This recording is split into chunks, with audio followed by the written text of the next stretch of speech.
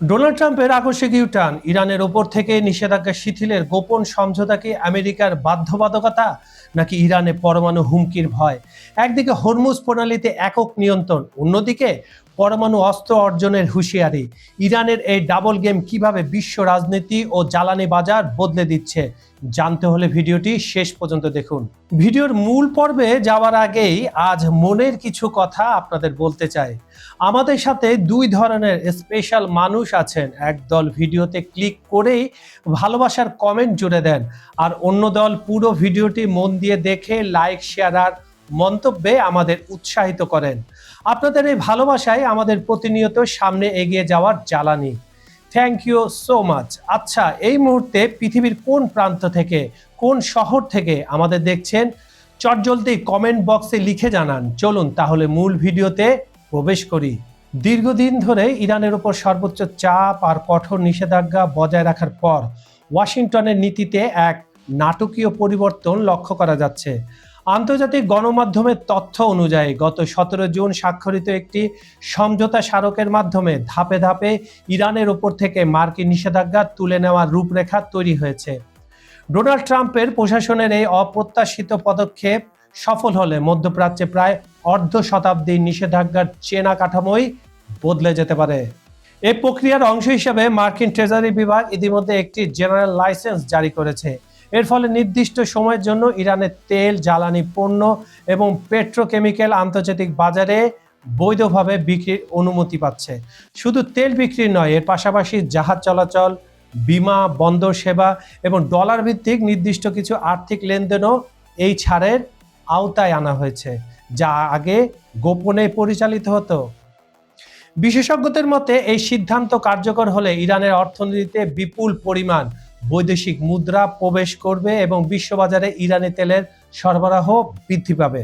এর ফলে আন্তর্জাতিক বাজারে জ্বালানির দাম কমার ইতিবাচক সম্ভাবনা রয়েছে। তবে ট্রাম্প প্রশাসনের এই উদ্যোগ নিয়ে মার্কিন কংগ্রেস ও রিপাবলিকান নেতাদের মধ্যে আশঙ্কা রয়েছে যে এই অর্থ ইরানের আঞ্চলিক কর্মকাণ্ডকে আরও শক্তিশালী করতে পারে।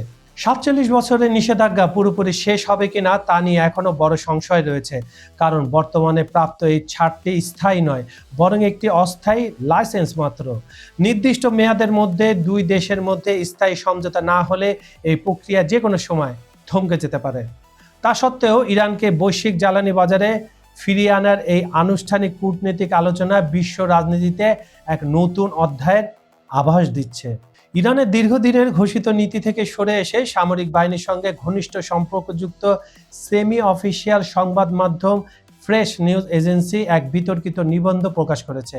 সংস্থাটি সরাসরি দাবি করেছে ইরানের নিরাপত্তা নিশ্চিত করতে পরমাণু অস্ত্র অর্জন ছাড়া আর কোনো বিকল্প পথ তারা দেখছে না। নিবন্ধটিতে যুক্তি দেওয়া হয়েছে, ইরান যদি পারমাণবিক শক্তি অর্জন করতে পারে তবে যুক্তরাষ্ট্র ও ইসরায়েলের মতো দেশগুলোর আগ্রাসনের হুমকি থেকে মুক্ত থাকা সম্ভব। এই ধারণাকে তারা পরমাণু প্রতিরোধ হিসেবে আখ্যায়িত করেছে, যা দেশটির প্রচলিত প্রতিরক্ষা কৌশলে একটি বড় ধরনের পরিবর্তন হিসেবে বিবেচিত হচ্ছে। ফ্রেশ নিউজের এই নিবন্ধে জোর দিয়ে বলা হয়েছে, ইরানকে অবশ্যই এমন এক শক্ত অবস্থানে থাকতে হবে যাতে আন্তর্জাতিক বিতর্কের মীমাংসা আলোচনার টেবিলে করা যায়। তাদের মতে পারমাণবিক অস্ত্র থাকলে ইরান সামনে সমান অবস্থানে থেকে যুক্তরাষ্ট্র ও ইসরায়েলের সঙ্গে কূটনৈতিক দর কষাকষি করতে পারবে, যারা ইতিমধ্যে এই শক্তির অধিকারী। এই নিবন্ধটি ঘাটলে দেখা যাবে পরমাণু অস্ত্র মানে যুদ্ধ অনিবার্য নয়, বরং এটি দ্বন্দ্বের পরিসরকে একটি নিয়ন্ত্রণযোগ্য সীমার মধ্যে রাখার যায়। দেশটিকে বহিরাগত আক্রমণের ঝুঁকি থেকে সুরক্ষা দিতে এবং আলোচনা পথ প্রশস্ত করতে এই শক্তির ভারসাম্য তৈরি করা প্রয়োজন বলে যুক্তি দেখানো হয়েছে। তবে সামরিক বাহিনী ঘনিষ্ঠ এই সংবাদ মাধ্যমের দাবি ইরানের কোনো সরকারি বা রাষ্ট্রীয় নীতি নয়। এখন পর্যন্ত দেশটির কোনো সরকারি কর্মকর্তা বা নীতি নির্ধারক আনুষ্ঠানিকভাবে এই বক্তব্যের সমর্থন করেনি। এমনকি ইরানের সাবেক সর্বোচ্চ নেতা আয়াতুল্লাহ আলী খামেনির আগে পরমাণু অস্ত্র তৈরির বিরুদ্ধে ধর্মীয় নিষেধাজ্ঞা ফতোয়া জারি করেছিলেন, যা দেশটির পরমাণু কর্মসূচি নিয়ে আন্তর্জাতিক সম্প্রদায়ের কাছে একটি রক্ষা কবচ হিসাবে পরিচিত।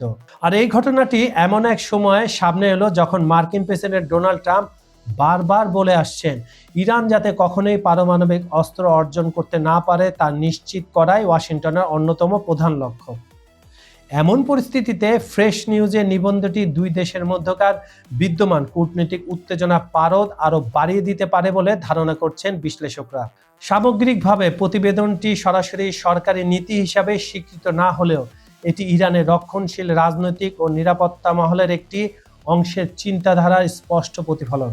হরমুজ প্রণালীতে মাইন অপসারণের কাজ এককভাবে শুধু ইরানই করবে বলে জানিয়েছেন দেশটির উপপররাষ্ট্রমন্ত্রী কাজেম গারিবাবাদি।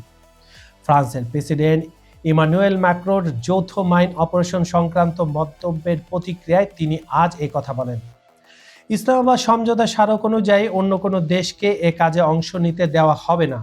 সম্প্রতি ওমানের সঙ্গে হরমুজ প্রণালীর ভবিষ্যৎ ব্যবস্থা নিয়েও আলোচনা করেছে ইরান, তবে ওমান কিন্তু ভেতরে ভেতরে বেঁকে বসছে। এদিকে কাতারের রাজধানী দোহায় চলতি সপ্তাহে যুক্তরাষ্ট্রের সঙ্গে কোনো কারিগরি বৈঠক হওয়ার খবর নাকচ করে দিয়েছে তেহরান।